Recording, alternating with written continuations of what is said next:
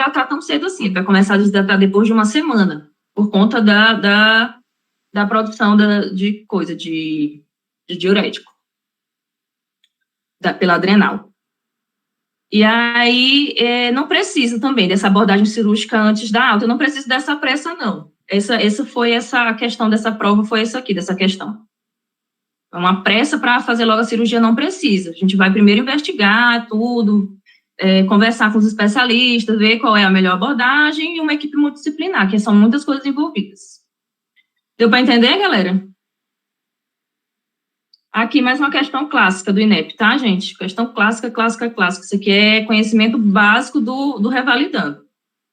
2 semanas por ver, mulher de 19 anos procura um ginecologista com queixa de corrimento vaginal.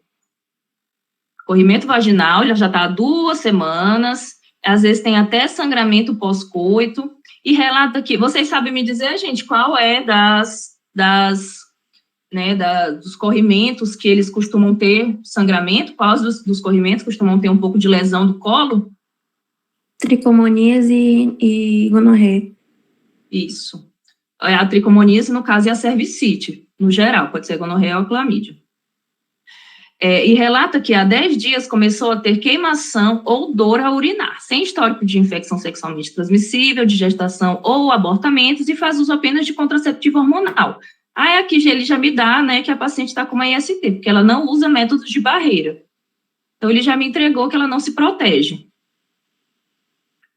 Ao exame físico, se apresenta em bom estado geral, com temperatura normal, frequência cardíaca normal. Ao exame, observa-se um colo hiperemiado, com secreção mucopurulenta e sangrante ao toque. A manipulação dolorosa, ele deu um pH baixo e o IF negativo, teste de IF negativo. Qual é que eu descarto aqui? Gonorreia e tricomoníase. Gonorreia não, Gardnerella. Eu descartei aqui a vaginose bacteriana, né? Eu descartei a vaginose bacteriana, e como ele deu uma secreção mucopurulenta, eu descarto a tricomoníase, porque como é que seria essa secreção, gente? Bolhosa. Bolhosa fétida. Isso. Então, eu descarto aqui, ó, descarto Gardnerella, descarto tricomonas, e Cândida não é a clínica, né, gente? A gente não está falando de uma coceira, um leite talhado, né? Então, não mais sobra outra. O paciente está com uma cervicite por gonorreia, tá? Essa aqui foi presentinho do INEP, né? Bora lá. A questão 80, a primigesta de 28 anos, com idade gestacional de 25, tem que ter, né? Tá com 25 semanas e 4 dias, foi atendida por uma saúde da família fluvial. Ela se queixou de tosse, 5 dias de tosse, associada a anosmia e febre e dispneia. Anosmia vocês lembram o que é? Foi muito falado aí durante a pandemia.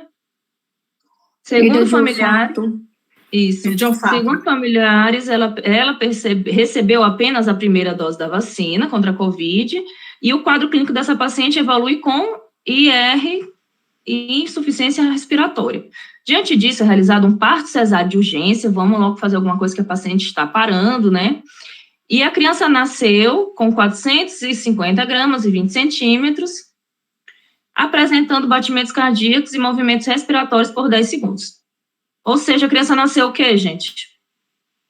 Viva, né? Nasceu viva. Sim. Sendo constatado o óbito do bebê após esse período. A paciente havia realizado apenas uma consulta de pré-natal, né, mal assistida, assim que descobriu a gestação, e não foi identificada nenhuma alteração. E aqui, o que ele quer saber? Se vocês sabem sobre morte materna, sabem fazer divisões de o que é uma morte materna direta, indireta, o que é uma morte neonatal, entendeu, gente? Essa questão é basicamente sobre isso. Então, ele te dá aqui, né? Ele quer saber se você sabe se essa morte dessas gestantes vai ser contabilizada como cálculo de morte materna, de mortalidade materna. Vocês acham que vai ser considerado uma mortalidade materna? Sim. Eu acredito que sim, porque ele acordou vivo, nasceu vivo. Vamos preparar aqui os conceitos. O que ele quer saber? Tanto sobre a morte do bebê, como sobre a morte da mãe, né? Não sobreviveu ninguém. eu tenho que saber, inicialmente, que toda morte de uma gestante, ela que está relacionada com a gravidez ou agravada pela gravidez, ela é considerada uma morte materna, tá? E até 1 ano após essa repercussão, ela é uma morte materna. Essa morte materna, ela pode ser uma morte materna direta, indireta, né, e não relacionada.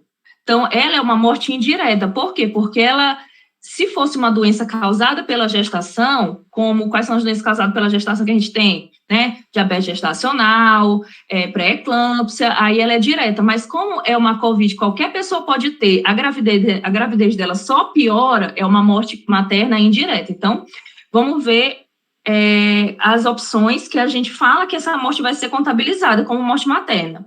Essa aqui a gente já descarta, porque, de fato, é uma morte materna. E a criança, gente, ela vai ser contabilizada será contabilizada no cálculo da natalidade e da mortalidade neonatal precoce? Não será, eu corto essa B aqui, a A e a C, porque é uma morte materna.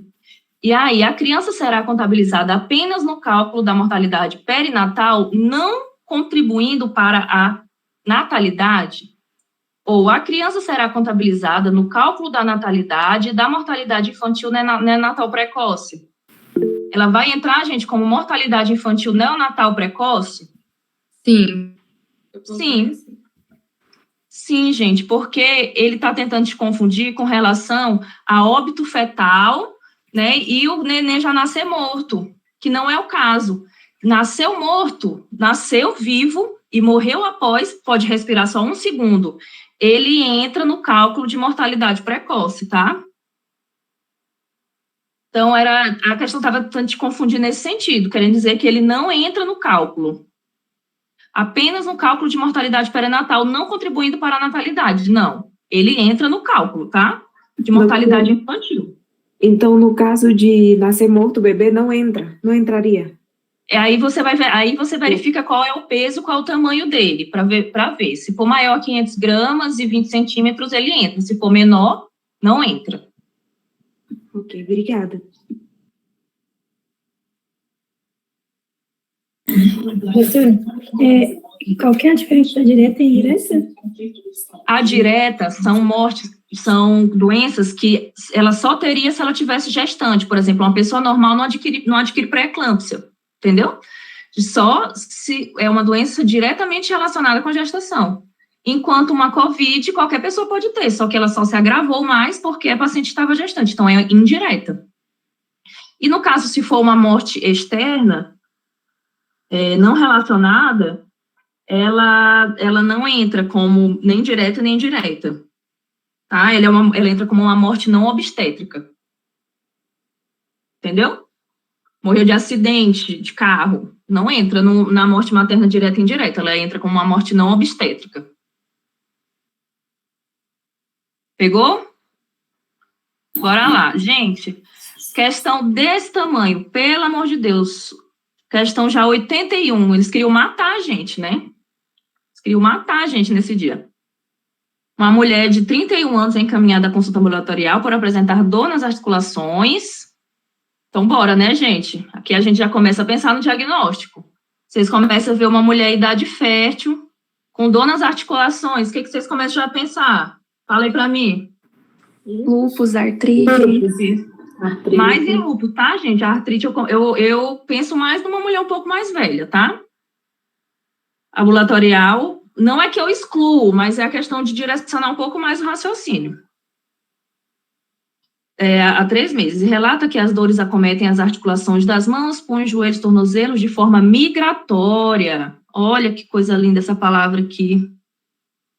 E não aditiva.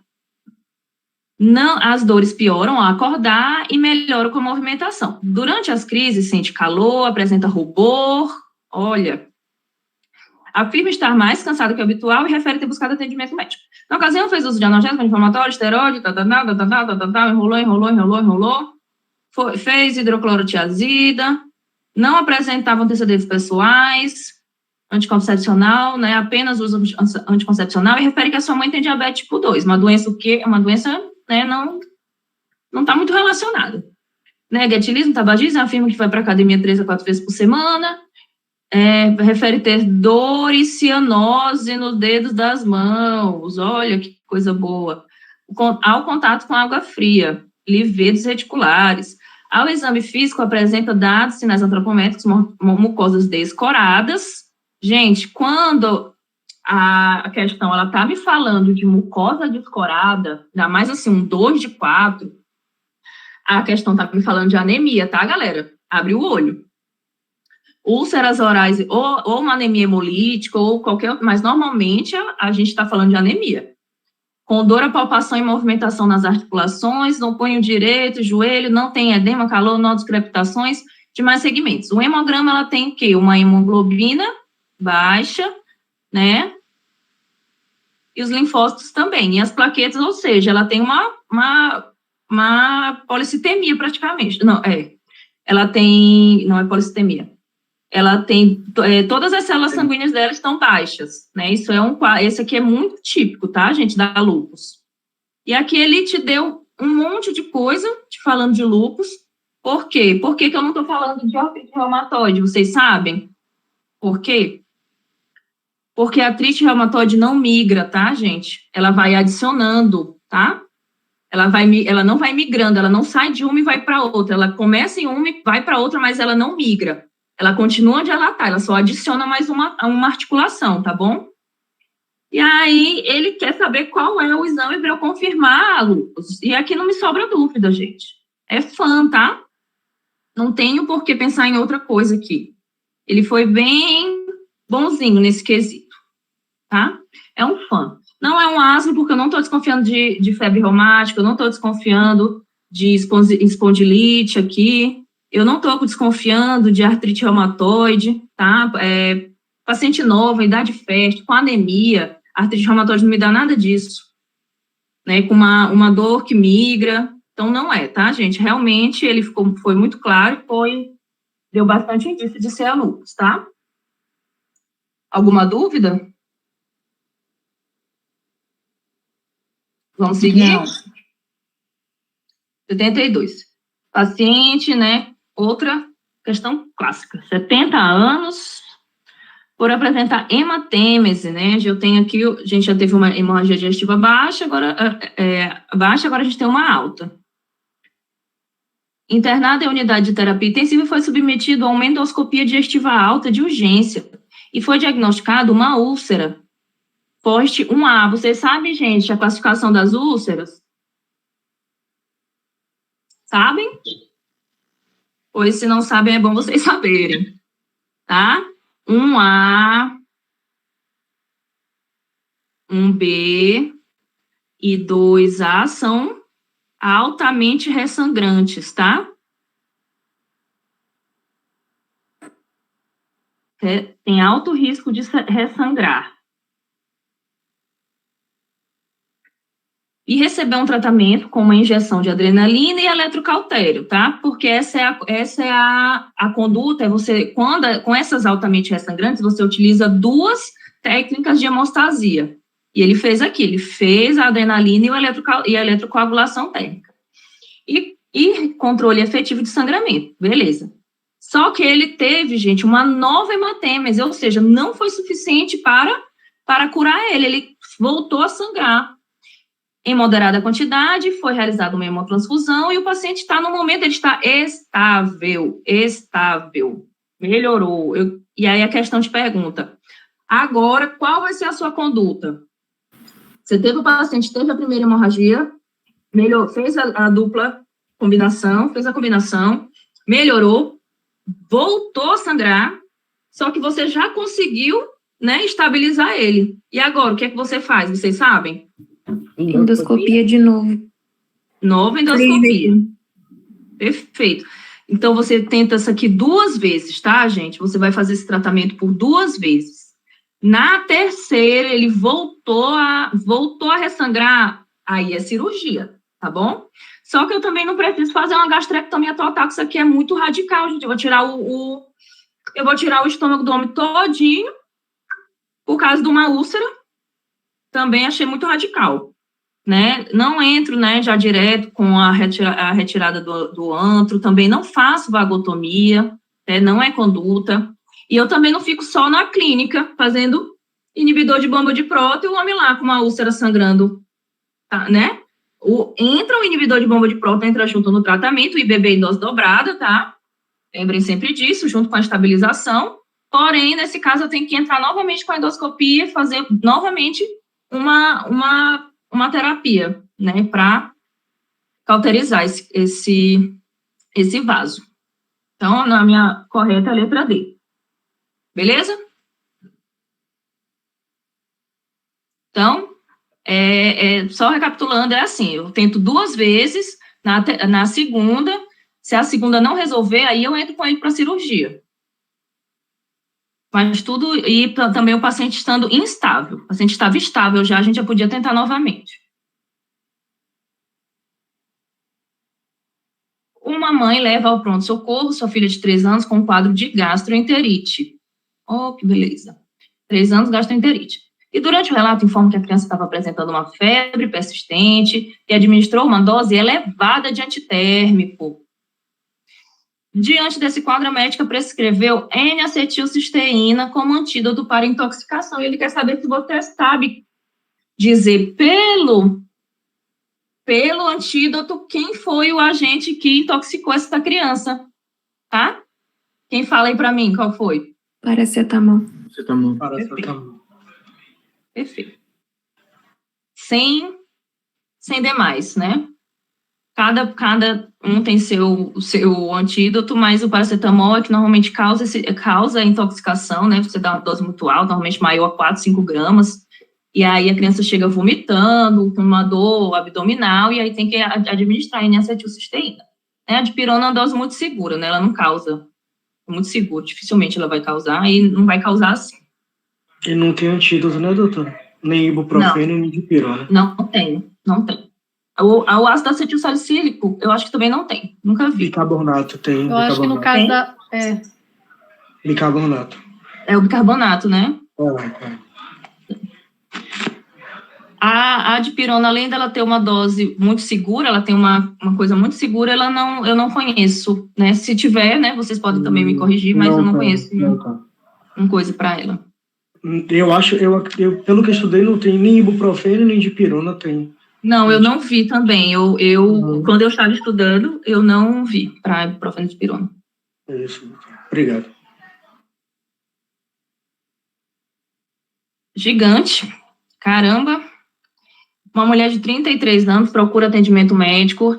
É nessa hora, gente, que eu falo que é importante vocês darem a última saidinha de vocês para dar uma esclarecida, tá? Porque aqui, cara, ele tá tentando te vencer no cansaço. Mas vamos destroçar a questão. Mulher de 33 anos procura atendimento médico, né? Ela fez um autoexame de mamas, teve uma nodulação em quadrante superolateral, não teve aumento de volume durante todo esse tempo, que é muito bom, e teve facilidade de identificar o nódulo no período que antecede a menstruação, ou seja, ele aumenta, né, pré-menstrual. Ela é tabagista, né, 10 cigarros dia, meio maço, e engravidou uma única vez, de um parto normal, amamentou por 6 meses, fez uso de DIU, sua menarca foi aos 11, e sexarca aos 18, e possui ciclos regulares. Sua última menstruação foi há 15 anos. A gente tem uma mulher menopausada, o que é bem estranho. 15 dias. Há 15 dias, perdão. Li mais rápido do que acompanhei o raciocínio. Então, ela está normal. Relata história familiar de câncer de ovário. Então, ela tem aqui um fator, história familiar de câncer de ovário da tia materna, isso aqui não é fator de risco para ela. E câncer de mama da sua mãe, isso aqui já configura fator de risco para ela, tá? Da tia não tem nada a ver. Ao exame físico, se observa um nódulo palpável em quadrante superolateral da mama direita com 3 centímetros. Ele está móvel. Já pensa em coisa benigna, tá? Com consistência macia e limites definidos, mais características benignas, tá? A ultrassom das mamas, realizado 20 dias após a consulta, BIRDS 2. Vocês sabem os BIRDS, né, gente? Sim. Sim. Sim. Então, a gente já percebeu aqui que é uma lesão benigna, um cisto, um nódulo benigno. E observou uma lesão anecoica. O que é lesão anecoica? Cisto, basicamente. A lesão preta, né? Quando eu estou falando de lesão anecoica, eu falo de cisto. Com reforço acústico posterior, é um cisto. Sem septações, cisto simples, né? E sem fluxo ao Doppler. Tudo aqui me leva realmente para um cisto benigno. Em quadrante superlateral da mama, medido 2 centímetros no seu maior diâmetro. Nesse caso, conforme as recomendações do Ministério da Saúde, quais são as hipóteses diagnósticas e a conduta adequada? Aqui, gente, ele te deu, presta atenção que ele te deu uma coisa gigante, ele te falou do fator de risco que ela tem para câncer, mas ele quer saber somente qual é a sua conduta quanto a esse cisto, tá? Ele não quer saber, no final das contas, sobre esse risco, esse fator de risco que ela tem não de ter câncer. Então, não é um fibroadenoma, tá? Ele me dá que é uma lesão anecoica, é um cisto mesmo. Ela me dá todas as características císticas. Tranquiliza a paciente, complementa a investigação com ressonância nuclear. Hein? Não entra não, tá, gente? Mamas normais, salientar a importância do autoexame, não, a gente não fica também incentivando como ferramenta importante de rastreamento, não é, tá, gente? Pode parecer que é, mas não é. Ele não influencia no rastreamento precoce de câncer, esse incentivar esse autoexame de mamas. Adensamento mamário, recomendar cessação de tabagismo, você recomenda, obviamente, cessação de tabagismo para toda paciente, né?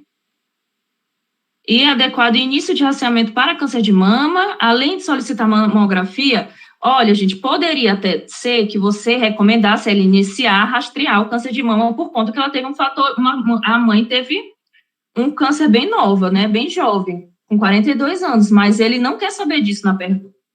Então, se atentem sobre o que a pergunta quer a conduta sobre o cisto. Então, a conduta sobre o cisto é a letra B. Fiquem bem atentos quanto a isso, tá? Não deixa o textão confundir vocês. É um quadro benigno, então você prescreve analgésico para dor e sempre, né, sempre você vai orientar o paciente a cessar o tabagismo. Ficou claro? Sim, doutor. Ninguém está falando nada. Vamos que vamos. 85. É uma reunião da equipe de saúde da família, os profissionais discutem as dificuldades de organização do atendimento do modelo agendado, modelo de agendamento adotado pela Secretaria Municipal. Questão polêmicas aqui, né? Muita gente chiou demais. Carry out, não sei o quê. Desse modelo, o início do período, eu acho aqui. No início do período, todas as vagas estão preenchidas com consultas pré-agendadas. Então, o que ele está me dizendo? Né? Que não tem mais vaga para atender ninguém que chega de urgência, porque as pré-agendadas, aí se chega um paciente com uma urgência, eu não consigo atender ele, porque já não tem mais vaga. Isso tem causado atrasos no fechamento da unidade no fim da tarde, pois o médico precisa encaixar os pacientes não agendados previamente. A equipe se queixa do estresse no acolhimento, né, são expostos a muitas reclamações na sala de espera, também é apontado um número excessivo de faltas entre os agendados, e a equipe, então, decide mudar o sistema. Ele está usando um sistema, e ele vai mudar, reservando 40% das vagas para urgência, devido à alta demanda desse tipo de atendimento na comunidade, e 60% para consultas pré-agendadas. Então, vai ficar como? Vai ficar 40% para quem chegar na hora e 60% para os que marcaram antes, pré-agendado. Dessa forma, pretende-se oferecer cuidado estruturado para todo mundo, com doença crônica, para quem tem condição aguda, e aí, considerando esses sistemas, ele quer saber como é o nome dessa mudança que foi feita. Se você sabe o nome desse sistema e o nome do sistema que tinha antigamente. A pergunta é só sobre isso. Então, o nome do sistema que tinha antigamente, gente, é o modelo tradicional. E o INEP, a medicina preventiva, tudo que fala a respeito de medicina preventiva, eles querem sair do modelo tradicional. Então, é outra dica que eu dou. Sempre quando tiver né, uma opção para você adotar algo de forma tradicional, está indo na contramão da preventiva, porque eles querem sair do tradicional, tá bom? Então, aqui, ó, ele vai transicionar do modelo tradicional para o carve-out. Então, ele queria que você soubesse que o nome desse modelo aqui era carve-out, que eu não sei pronunciar. Carve-out. Que é um modelo que tem 60% pré-agendado e 40% em demanda espontânea. E aí ele pergunta aqui, né? Transição de carve-out para acesso aberto? Não, porque ele não era carve-out, ele era tradicional. Transição de tradicional para acesso avançado? Não. Esse modelo acesso avançado, ele tem outras porcentagens. O acesso avançado, ele é 70% para não agendadas. Ele seria 70% para não agendadas. É o modelo de acesso avançado, ele fica com menos consulta pré-agendada e vai ficar mais com as consultas de urgência. E transição do carve-out, não, porque ele não era carve-out, então eu já tive primeiro essas duas, e aí se eu souber, obviamente, né, você já vai imaginar que antigamente ele tinha um modelo tradicional, ele está trocando para esse modelo aqui, carve-out, que ele vai se encaixar melhor com a demanda, né, vai ter menos reclamação. Então, essa aqui é a minha resposta correta. Então, só para ficar ciente, né, o modelo tradicional, ele é totalmente com as consultas pré-agendadas, o carve-out, ele é 60% para pré-agendadas e 40% para demanda espontânea, e esse de acesso avançado, ele é de 30% para agendadas e 70% para espontâneas. Entenderam? Doutora, você tem algum quadradinho sobre isso? Eu posso procurar, mas eu aqui não tenho, não. Mas eu posso procurar se tem mapa mental, se tem. Tá, eu acho. Não sabe de onde ele tirou isso, gente. Ele sai do modelo tradicional? Sim, ele estava em modelo tradicional, esse modelo de tudo já agendado, tá? Era modelo tradicional, e ele mudou para esse modelo aqui, que tem essa divisão de 40 e 60, que é o carve-out. Certo? Sim. Essa questão 86, né? Mais uma ressonância, acho que já é a quinta da prova. Então, uma paciente de 39 anos procura a unidade básica de saúde que tem um quadro de lombalgia, né? Lombalgia número 20. Iniciando há 20 dias e relata sentir desde o início do quadro fraqueza em membros inferiores, tá, gente? Sinal de alarme aqui já, tá? Tô com 2 sinais de alarme aqui já. Quem leu o Pit-Doc? Eu tenho fraqueza e eu tenho alteração de esfíncter. Também relata uma sensação de anestesia na região que você senta na sela, tá? Na sela do cavalo. Nega disúria, mas afirma ter dificuldade para urinar espontaneamente, e nega leucorreia, tal, história de traumatismo, e afirma que o seu peso está normal. E a menstruação foi há 25 dias. A partir dessas informações, assinale a alternativa que apresenta o exame mais indicado. Ele está se repetindo a mesma patologia e o exame mais indicado vai ser a ressonância, tá, gente? É uma caldequina, tá? Novamente uma caldequina, na mesma prova. Porque eu tenho aqui a anestesia em região perineal, como eu falei, né? Eu pensar em caldequina, eu vou pensar na sela do cavalo. Então, toda região que a gente senta na sela do cavalo, ela vai estar acometida, vai estar ou dolorida, ou ela vai estar com anestesia, ou com parestesia, tá?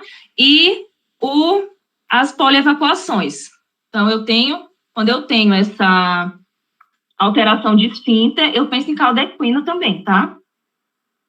E o exame para caldequina é a ressonância.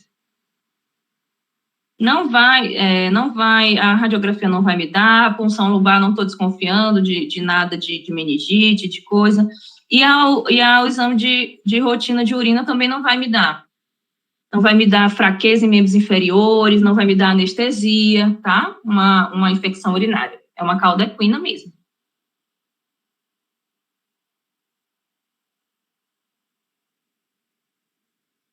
Um paciente de 63 anos, internado há 2 dias na unidade de terapia intensiva, tem aqui paciente de risco, né, gente? Um homem idoso que está na UTI, que está com uma insuficiência coronariana aguda, inicia após o jejum, o desjejum, quadro súbito de dor abdominal, intensa e difusa. Ao exame, nota-se uma discreta taquicardia, um abdômen doloroso, difusamente, com discreta distensão e contração muscular à palpação e ruídos hidroaéreos diminuídos. A radiografia de abdômen se constata uma distensão gasosa em alças intestinais, com edema de parede de alças de intestino, sem sinais de pneumoperitônio. Opa! A ultrassonografia de abdômen observa-se gás venoso portal e uma imagem sugestiva de uma pneumatose intestinal. Gente, vocês estão habituados com essa palavra? Vocês já conheciam ela, pneumatose, essa expressão? A pneumatose intestinal, falou em pneumatose intestinal, eu estou falando de abdômen agudo vascular, tá? Não vai ter outra, tá bom? Eu estou falando de uma isquemia mesentérica.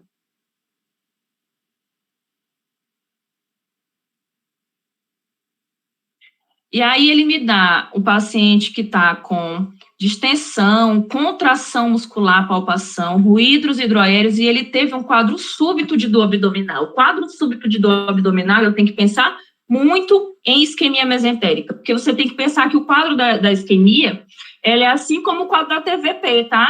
São braços da mesma doença, braços da mesma doença. O paciente está lá, ele está com um quadro cardíaco, um trombo viaja e obstrui uma parte, né, da irrigação mesentérica, e aí começa uma isquemia, uma situação muito dolorosa, produção de lactato.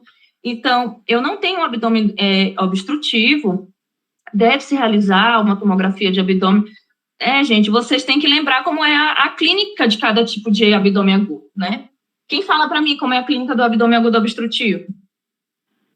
Timbre metálico. Né, eu vou ter aquela distensão abdominal, vou ter o ruído, né, metálico, vou ter a distensão, aqui ele fala, constata-se distensão gasosa de alças intestinais e edema de parede, né, o abdômen agudo obstrutivo, ele não vai cursar com esse edema da parede, e deve se realizar, e aí o paciente, ele vai cursar com, às vezes, vômitos, né, e aqui ele não me dá nada disso, ele me dá realmente um quadro muito súbito de uma dor muito aguda. Abdômen agudo inflamatório, abdômen agudo inflamatório, eu pensaria em quê? Eu pensaria em diverticulite nessa idade, né? Mas em diverticulite. E aí ele me daria uma clínica, o quê? De uma dor do lado esquerdo, né? Em fossa ilíaca esquerda, né? Que não é... E o abdômen agudo vascular, que vai se fazer uma angiotoma, é isso, tá, gente? Pneumatose intestinal, eu penso automaticamente em isquemia mesentérica, tá? Hemorrágico, deve-se realizar uma angiotomografia mesentérica. Não, porque aqui esse paciente ele ia cursar com o quê? Com uma hipotensão, né? Um abdômen agudo hemorrágico. Eu penso em repercussões cardiovasculares. Não é isso? Não tá certo? Confirma aí. Sim. Vocês têm que Tá saber, certo. né? Tem que estar atentos com a clínica inicial de cada abdômen agudo, porque aqui é uma questão certa, tá, gente? Um E abdômen também agudo vai na cair para vocês. isquemia mesentérica tem uma desproporção entre a clínica e o exame físico do E o paciente. achado. Isso mesmo, o paciente chega com uma dor absurda, apesar de que aqui ele me dá um paciente com bastante dor e tal, né? Tem até uma contração muscular, mas pode ser que ele chegue e você não encontre nenhum sinal de peritonite, nada, e só uma dor absurda, e ninguém sabe o que está acontecendo com ele, né? Porque, de fato, não é nada inflamatório. Tem esse desencontro, né, da clínica com o achado das imagens. Mas é isso mesmo. Uma pré-escolar de 4 anos é atendida com quadro iniciado no dia anterior, de diarreia associada à febre. Diarreia, sede iniciado quadro, que excede com uso de antitérmico. Segundo a mãe, foram 9 episódios de fezes líquidas, fezes pra caramba, sem sangue, muco ou pus, ou sangue, sem sangue, muco ou pus. A criança também apresenta uma coriza hialina, né, e uma tosse pouco produtiva, iniciada 2 dias antes. Aqui eu penso numa virose, né? Qual é? O adenovírus, que normalmente dá um quadro de coriza e tal, logo após uma diarreia. A mãe nega recusa alimentar, né? Ele já me tira aqui o quê? Ele já me tira um sinal de risco da paciente. Durante a consulta foi oferido-se da água e ela bebeu, tá bem.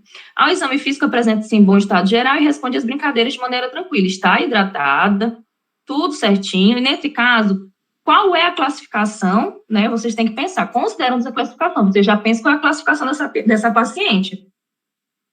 Classificação A, B e C que eu tenho, né? De desidratação por diarreia. Qual é a dela? A. Não há desidratação para esse paciente. Então, é zinco, né, gente? Vou fazer antibiótico para paciente com uma diarreia viral? Vou fazer um soro de reidratação oral? Não, né? Isso aqui seria para a letra B. Letra B. E retornar em 2 dias? Não, vou solicitar que ela retorne se ela tiver decaimento, sinal de alarme. Então, minha conduta é o 5 mesmo, por 10 dias. Essa aqui foi boa também, né? De vez em quando tem umas. Questão polêmica, tá, gente? Questão polêmicasíssima. Mais uma das polêmicas. Uma mulher de 65, doadora de sangue frequente, vai à consulta ginecológica de rotina, porque ela tem, né, uma lesão endurecida. Como é o nome dessa lesão? Na vulva endurecida. Sem secreção e sem dor. Cancro. Cancro duro, né?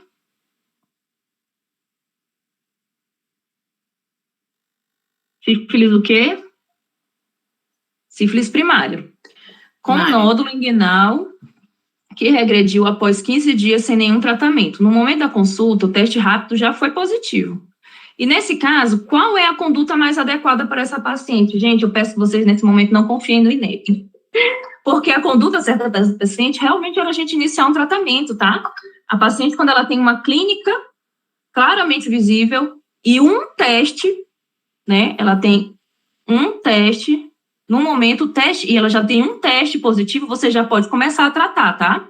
Você não espera o segundo teste para confirmar. Pois é, alguém já viu uma prova que daí também estava mais ou menos assim, e daí estava dizendo, daí na resposta era para não tratar, já iniciar e dali refazer porque é a conduta correta, depois. tá? Alguém já viu essa prova? Essa questão Empírico, né?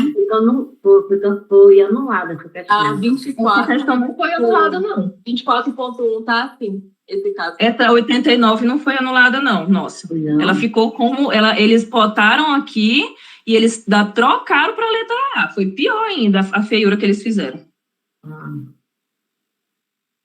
Então, eles ficaram como solicitar um VDRL para confirmar. Beleza, você solicita esse VDRL, mas você não atrasa o tratamento da paciente, não, tá?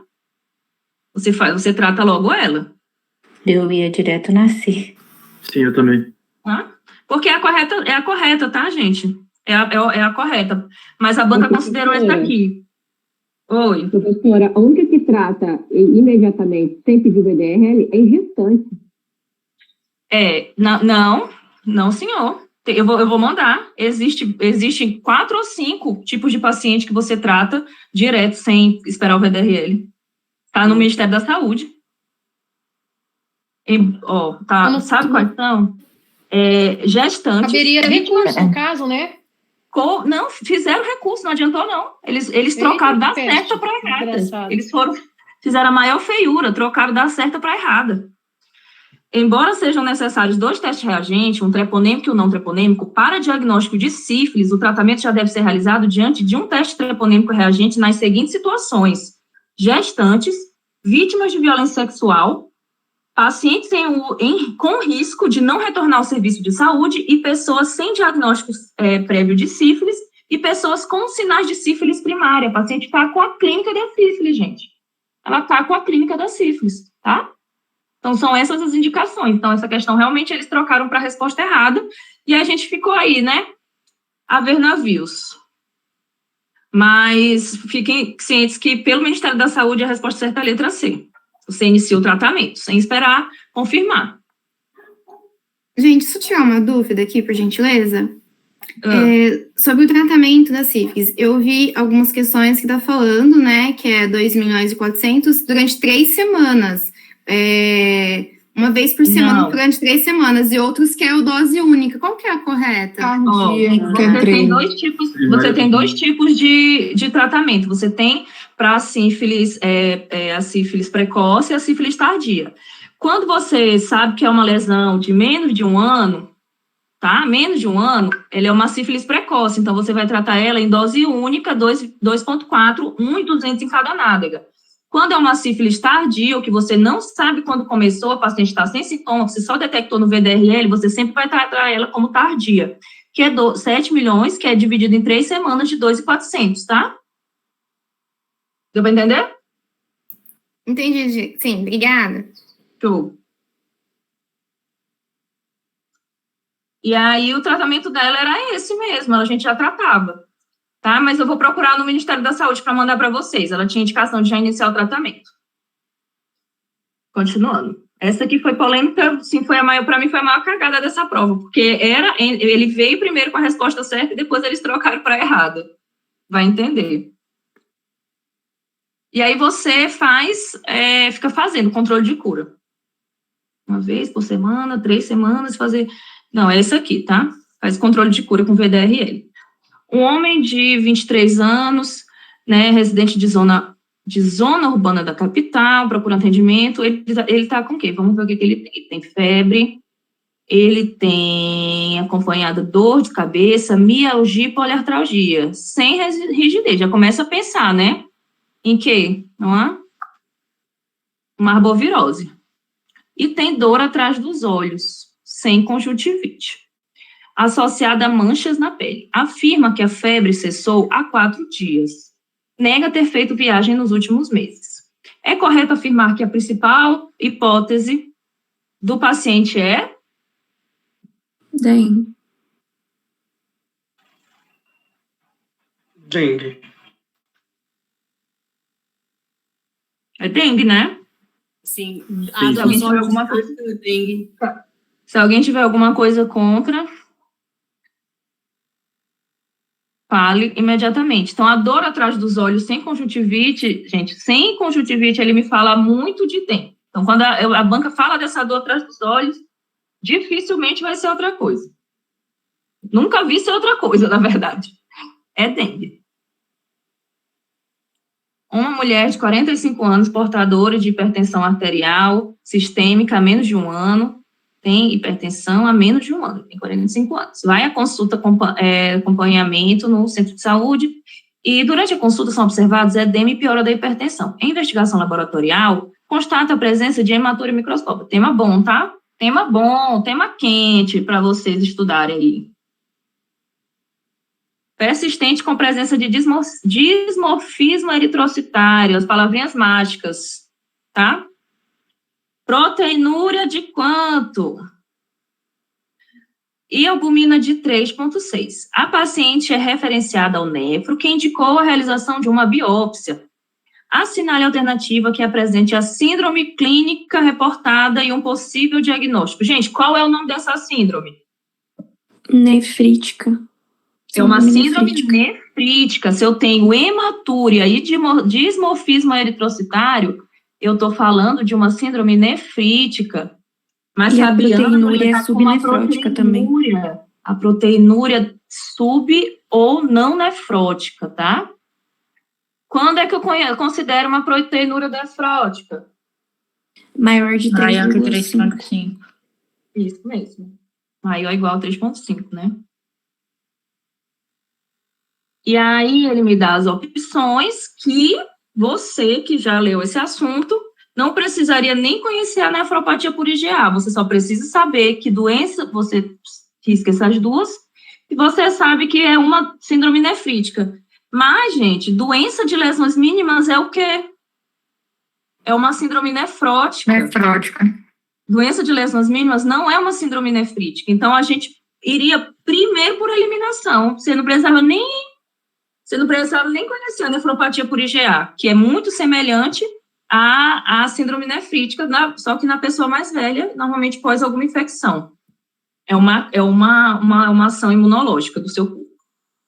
Beleza? Então, fica aqui, a doença de lesões mínimas, ela é a síndrome nefrótica da criança. Nefrótica infantil. A mais comum das crianças, tá? Igual a GNPE é para a nefrítica, a doença de lesões mínimas está para a nefrótica. Beleza? Vamos seguindo.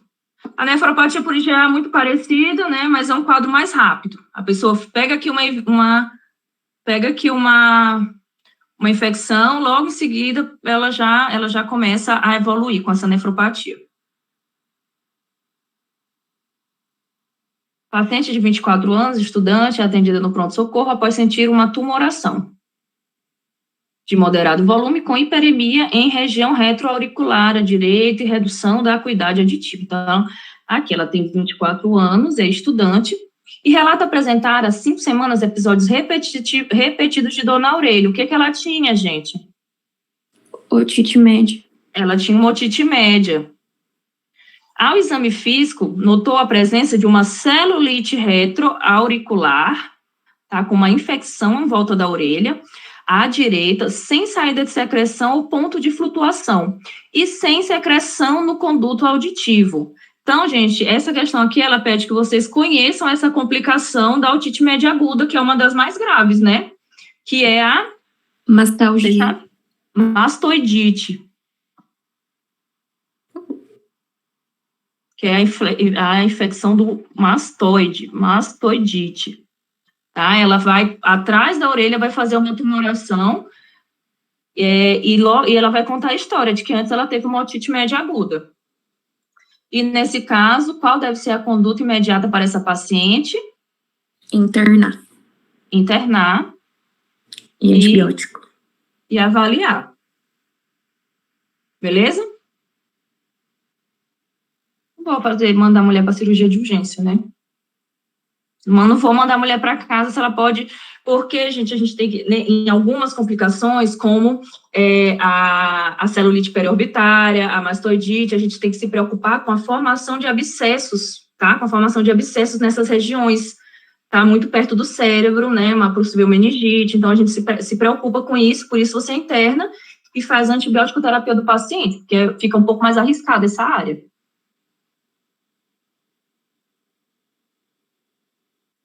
Ao atender um recém-nascido do sexo masculino, admitido em alojamento conjunto, a pediatra observa, bora lá, o que ela observa? Ele tem síndrome de Down.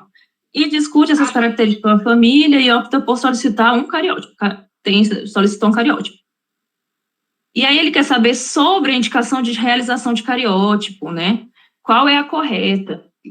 Então, o cariótipo pode ser dispensado caso haja presenças fenotípicas muito sugestivas da síndrome, especialmente se a mãe, o que matou aqui, né, foi que o cariótipo ele não tem nada a ver com a idade da mãe, tá?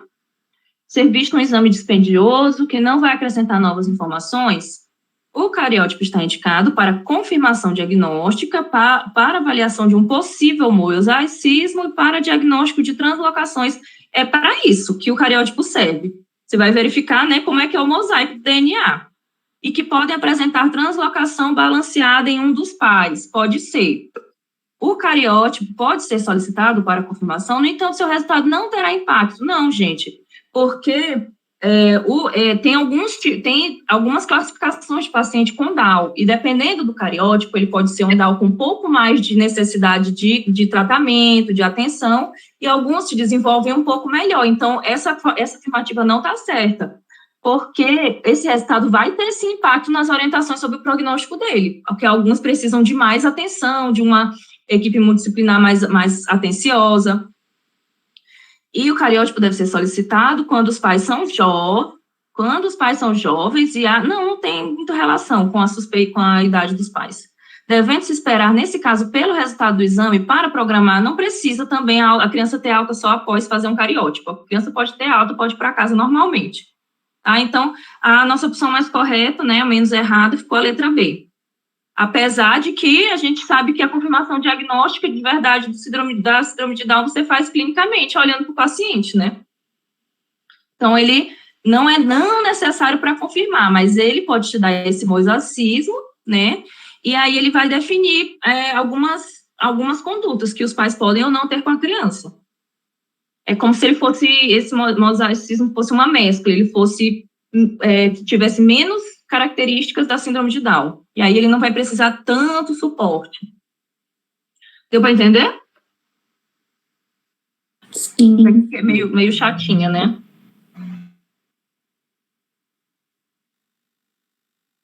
Ai, meu Deus, isso aqui já estava respondida. Acho que eu respondi antes. É um tema que eu já tinha revisado aqui com algumas pessoas, pra gente, que aborto, tá, gente, é um tema muito prevalente, sempre cai, sempre cai. E aí, o que eu falo para todo mundo? O que a banca quer saber de você? Ele quer saber se você sabe quando com colo aberto, quais são de colo aberto e quais são de colo fechado. Primigesta de 40 anos, aqui, ó, a gente tem um fator de risco, tá, gente?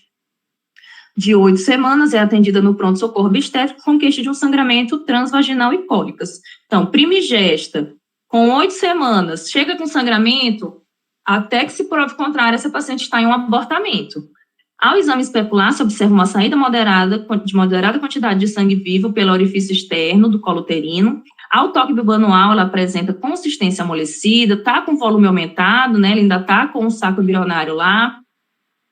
E os orifícios externo e interno estão dilatados. O que é isso aqui? Colo aberto, tá, gente? Vamos repassar quais são os abortos de colo aberto e os de colo fechado? Você sabe me dizer? Inevitável e incompleto é colo aberto. Sim, inevitável e incompleto é colo aberto. E pode ser que o infectado também curse com colo aberto, tá? Só que aí ele vai me dar febre. Ele vai vir também pelo incompleto, né? Tipo, que infectou, no caso. E quais são os de colo fechado? Retido, ameaça de aborto completo. E abortamento completo. Retido, ameaça. Então, aqui, eu já fiz essa questão com alguns de vocês.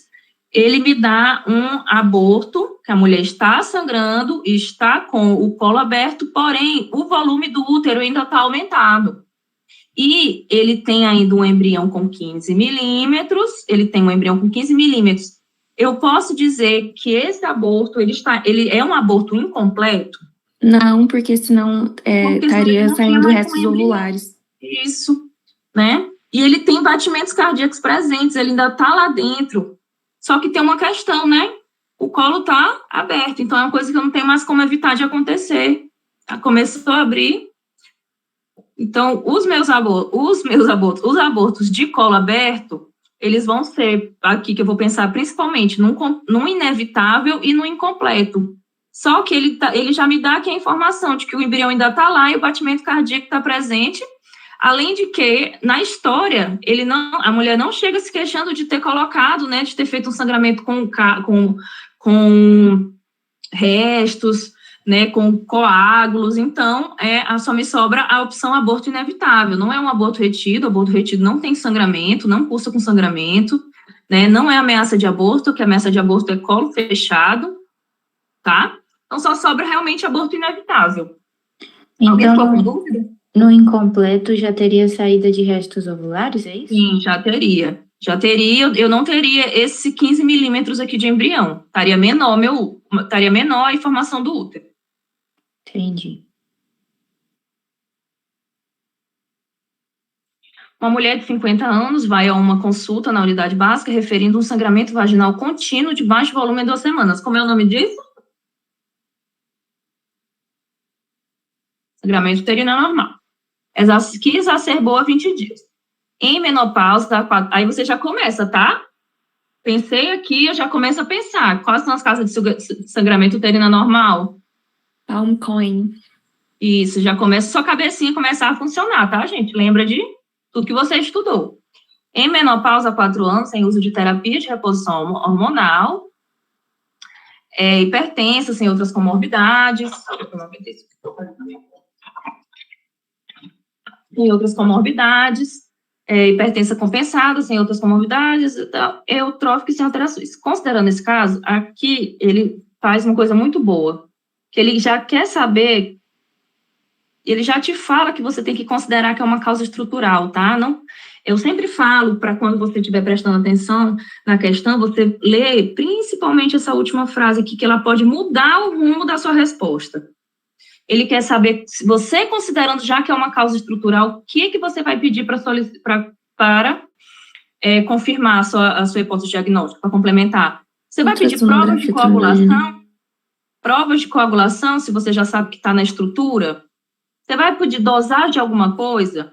Dosagem de hormônio? Não, gente. Você vai pedir uma imagem para verificar a estrutura. Entendeu? Então, nessa aqui, você não precisava ter nenhum conhecimento muito profundo de sangramento uterino anormal.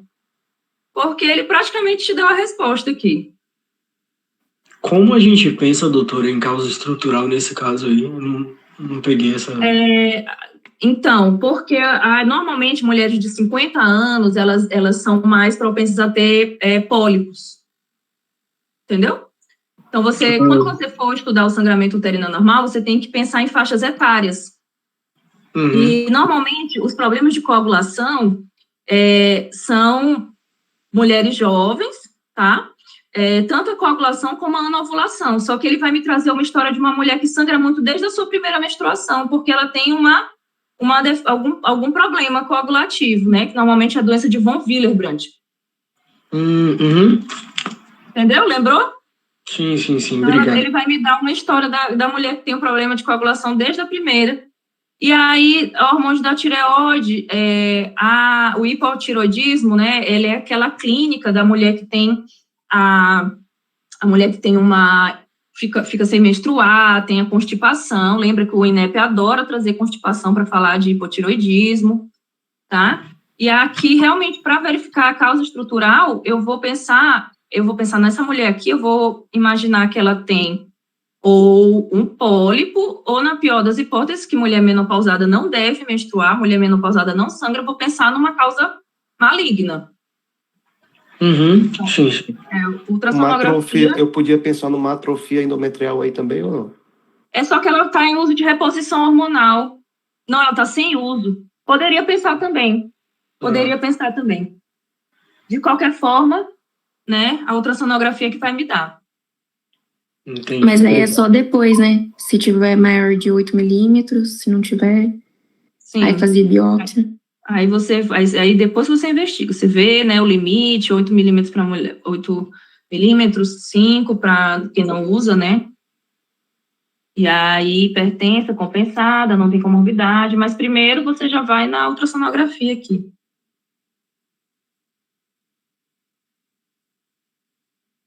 Obrigado, doutor. Nada. Bora para a questão 96. Um homem de 75 anos, tabagista, inveterado, adoro essa palavra, com diagnóstico recente de um câncer de pulmão, pequenas células e pequenas células. É levado a uma unidade de emergência com quadro de rebaixamento do nível de consciência e, segundo os familiares, nos últimos dias ele vinha se queixando de uma cefaleia holocraniana, turbação visual bilateral.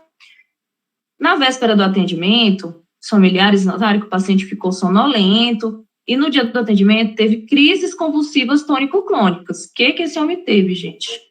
Ao exame físico, ele está torporoso, mas sem déficit neurológicos, está com uma boa hemodinâmica, mantendo a hemodinâmica, de pressão elevada e um padrão respiratório regular. A frequência cardíaca dele está dentro, né, do rango, mais ou menos, um pouco baixa. E os exames complementares revelam uma anemia.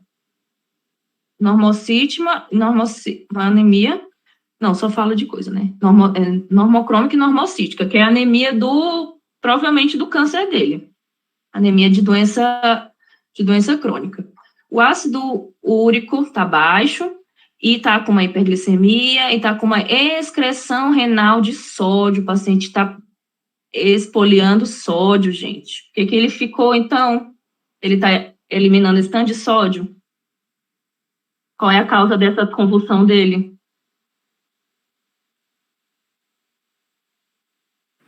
A hiponatremia, será? Hiponatremia. Exatamente. O paciente está com uma hiponatremia. A tomografia computadorizada de crânio computadorizada de crânio, identifica um aspecto compatível com edema cerebral difuso, causado pela essa hiponatremia dele aqui. Nesse caso, qual vai ser a conduta adequada? O que vocês acham? O paciente está com baixo em sódio, o que eu vou dar para ele? Solução salina. Perfeito, tá? Não tem outras indicações aqui. Vou fazer prescrição de dexametasona, não, gente, eu vou fazer volume para ele, vou fazer solução salina, vou dar soro para ele. Restrição hídrica, limitando a oferta de soluções hipotônicas, não, eu não vou primeiro, inicialmente, fazer uma restrição hídrica para ele, eu tenho que repor o sódio que ele perdeu, para poder controlar essa hiponatremia dele. A administração de desmopressina, 2 vezes por dia, não, o tratamento é esse mesmo, tá? Prescrição de dexametasona, você vai tratar a causa, tá? Trata a causa da convulsão. Essa salina é uma hipertônica, né? E ela embaixo é escrito hipotônica. Então, isso. Hipotônica se o sódio... Ia encharcar mais ainda o paciente e não ia dar o que ele precisa, que é o sódio.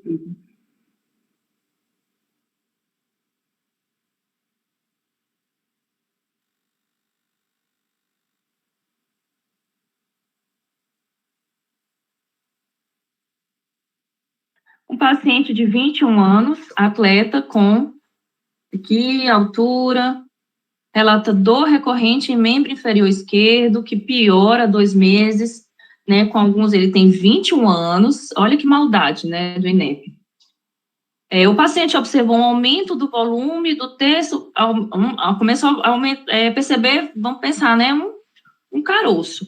Há uma semana ele está claudicando de dor.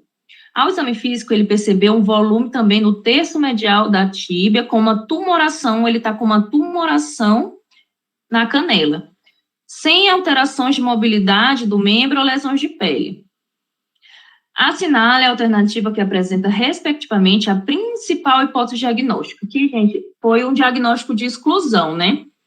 Porque paciente, né, ele tem só 21 anos e ele começa a notar, né, um volume no terço medial, ele começou a notar esse volume de 3 centímetros, um pouco claudicante, teve febre, teve dor e teve perda de peso. O que eu falei para vocês, gente? Quando o INEP está me falando de câncer, ele está falando que o paciente está sendo consumido, ele está falando de uma síndrome consumptiva, tá? Dificilmente ele vai me falar de um câncer sem perda de peso, tá bom? Então, é por isso que eu vou excluindo as outras opções nessa questão, porque o calo ósseo não vai me dar um paciente emagrecido 6 quilos com febre, por prática de esporte, tá? Não vai acontecer. E a osteopenia, não, seria o contrário, né? A osteopenia, ele ia começar a diminuir, né, a massa óssea dele. Osteossarcoma, então aqui a minha principal hipótese é o osteossarcoma, tá? E lesão por esforço repetitivo, eu teria lesão de músculos, eu teria lesão de tendão, né? Eu não teria uma lesão óssea por ler. Então, realmente, o meu diagnóstico é o osteossarcoma aqui, tá bom? Alguma dúvida? Alguém tem alguma coisa a contestar? Não. Doutora, por que não osteopenia?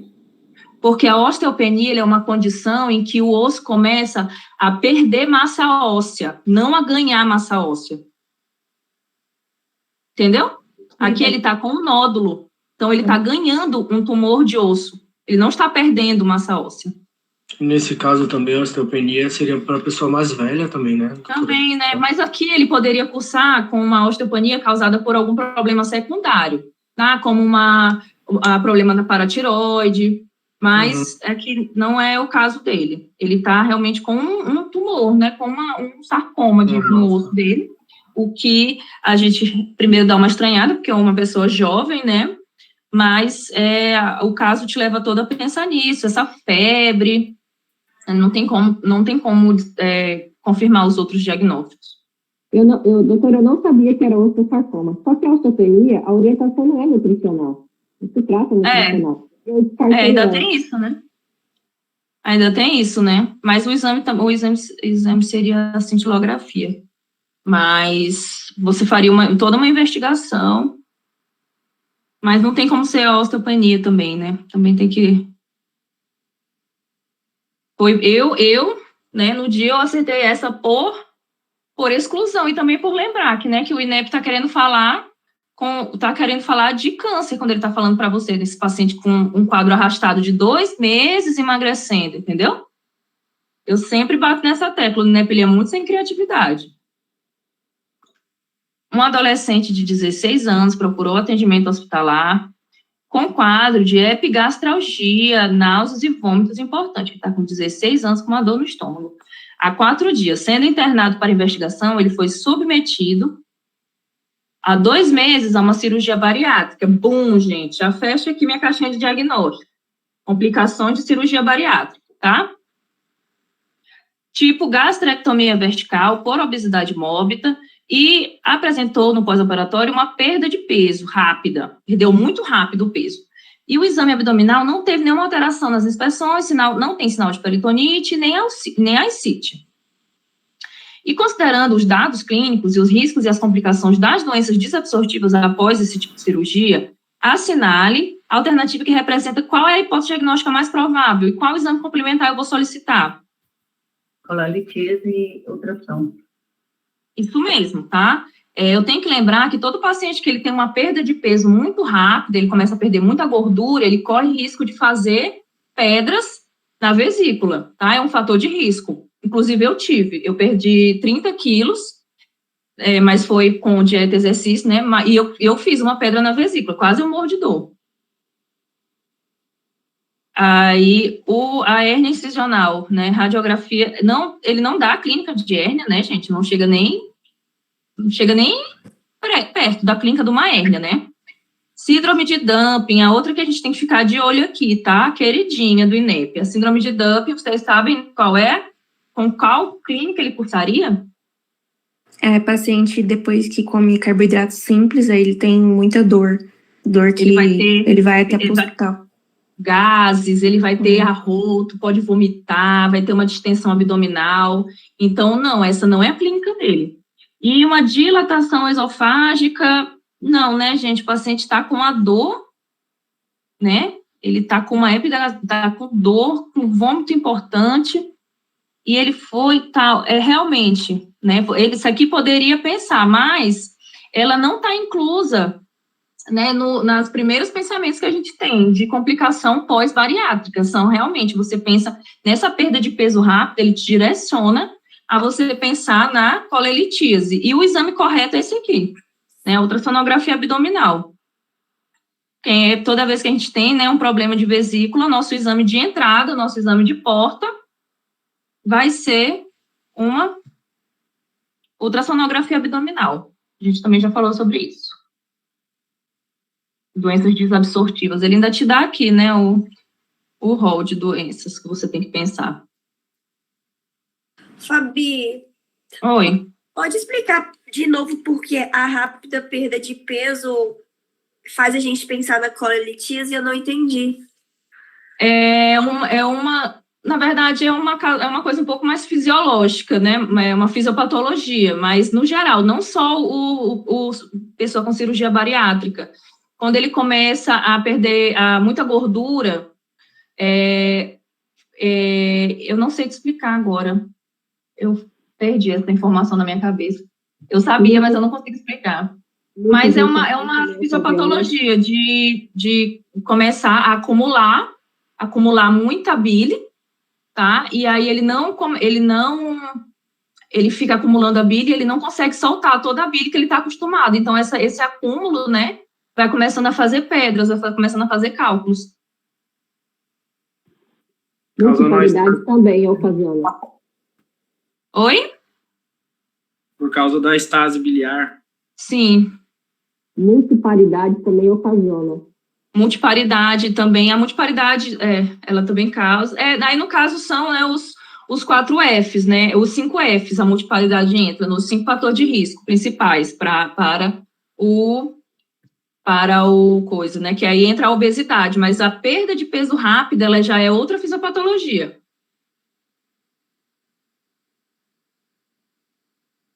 Mas eu vou ficar devendo procurar isso aqui para explicar, porque eu falhei nessa. Eu esqueci completamente. Uma secundigesta com história prévia de prematuridade chega à consulta de pré-natal assintomática, trazendo secundigesta, tá, assintomática, e trouxe uma ultrassonografia, no qual revela um feto vivo com um exame morfológico normal e com colo uterino medindo 20 centímetros. Aqui ele me deu 2 informações importantes, tá, gente? Ele me deu uma gestante que ela já tem uma história de prematuridade, então toda vez que eu tenho uma gestante que tem um histórico prévio de prematuridade, eu tenho que investigar ela para saber se ela não corre risco de ter uma nova prematuridade, tá? Então, eu vejo aqui, eu posso começar já com uma profilaxia para ela, com progesterona, tá? O tratamento para profilaxia da prematuridade, ele é a progesterona até de 16, tá? Até deixa eu ver que tal semana é. A partir de 12 semanas, acho que você já pode entrar até 36 semanas com a progesterona. E aí você faz uma ultrassonografia. Você faz a ultrassonografia e você verifica qual é a medida do colo uterino. Então, se ele tiver menor a 25, ele significa que eu tenho um colo curto e me dá mais fator de risco ainda para a prematuridade, tá? O colo dessa paciente ser curto. Mas, de qualquer forma, a minha conduta, ela vai continuar sendo a progesterona, tá bom? Porque existe, né, essa realização de cerclagem, mas ela não é aceita, né? Ela não é uma conduta 100% presente nos fluxogramas, tá? Mas tem algumas literaturas que defendem ela, mas não está do Ministério da Saúde. No Ministério da Saúde, a prevenção mesmo é com progesterona até 36 semanas. É quando já não tem mais risco, né, dela ter uma prematuridade. Corrigindo aqui, de 16 a 36. Cerclagem seria mais para abortos repetitivos, né? Ela teria que provar que ela tem uma insuficiência estimocervical. E aí que causa abortos repetitivos. E aí, para a última, mas não menos importante, o tabaco em seus múltiplos usos configura-se como a principal, mais uma vez, tá, gente? Terceira coisa sobre dependência química, dependência de morte no Brasil e no mundo. E estima-se que o tabagismo causa cerca de 40% das mortes por câncer, né? De 70% a 95% das mortes devido a câncer, enrolou. Para apoiar o seu enfrentamento, pode-se adotar isoladamente ou de forma combinada diversos tipos de abordagem. Aqui ele dá algumas abordagens que você pode oferecer para a pessoa tabagista, e no final ele meio que se repete com a questão anterior, se vocês prestarem atenção nessa mesma prova, tá? Esquemas de aconselhamento de maior intensidade, de intervenções breves, representam probabilidade maior de ajudar? Não, gente, aconselhamento, não, conselho fosse bom, né? Não entra, né? Aconselhamento. Quando a gente for lá na prova, que você olhar preventiva, intervenções em grupo, gente, vai com fé, tá? Vai com fé, porque é disso que a questão está querendo falar com você. Aí vamos aqui, o aconselhamento e a medicação são efetivos quando usados conjuntamente, mas ineficazes na promoção da abstinência. Não, eles são eficazes, está errada essa afirmativa. Pacientes com elevada ou muito elevada dependência física podem iniciar tratamento medicamentoso com associação de terapia de reposição de nicotina. Aqui ele só falhou porque ele não incluiu a terapia cognitivo-comportamental, tá? Mas ele poderia, realmente, o paciente com uma dependência muito alta, ele pode iniciar com um tratamento medicamentoso, só que em conjunto com a terapia, em conjunto com ou as intervenções em grupo, ou a terapia, né, psicológica, com um psicólogo, tá bom?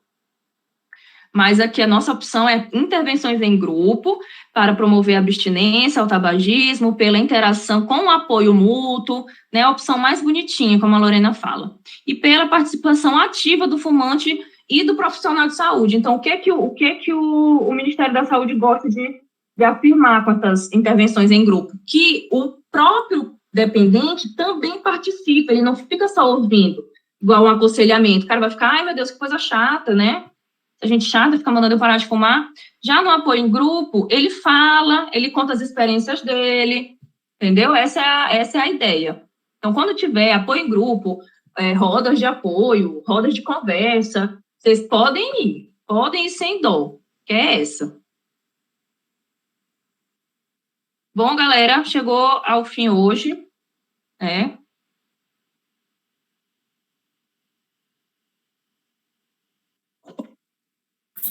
Onde que fica a outra aula que ficou gravada dos começos? Tá tudo no YouTube.